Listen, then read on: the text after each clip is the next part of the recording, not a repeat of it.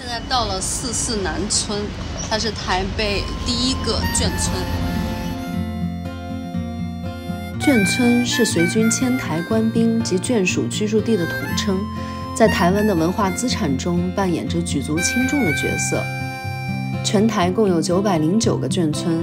眷村的老兵在大陆各地经历过无数的动乱、东征、北伐、抗战、内战，最后来到了台湾，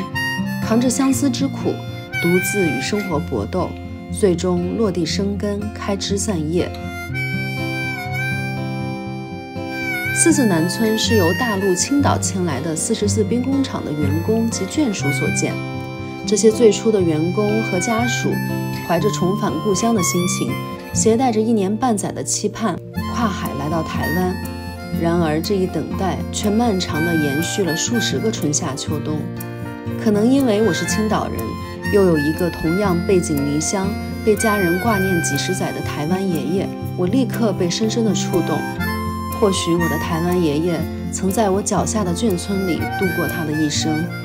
尤其是当我听到村长引用余光中的乡愁时，那一段乡愁是一湾浅浅的海峡，我在这头，大陆在那头，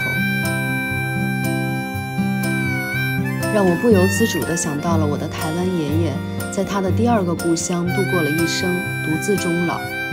突然间泪水涌出，感慨万千。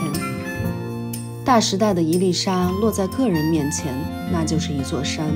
一个转身，那便是一辈子。但是没有老一辈当年的付出，又怎么会有如今的我们呢？如今的44南村已经改建为文化园区，44南村的外观仍保留着眷村低矮朴素的独特风貌，与身后的台北101摩天大楼交相辉映，展现了不同历史阶段社会发展的痕迹。历史与现代的碰撞形成了强烈的反差感，也代表了一个城市的多样性和包容性，让我们站在穿越时空的错觉里，铭记历史，展望未来。哭的一个点是它里面有放那个余光中的那个乡愁，